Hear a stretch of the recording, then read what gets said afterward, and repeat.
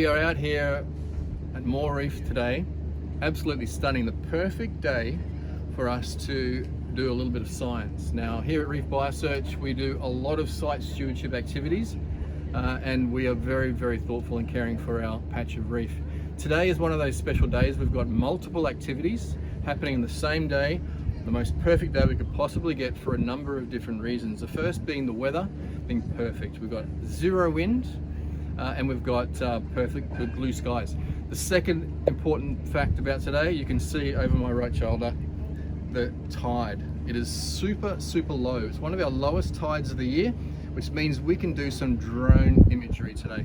And we've got a professional company involved here to help us to capture this imagery using drones.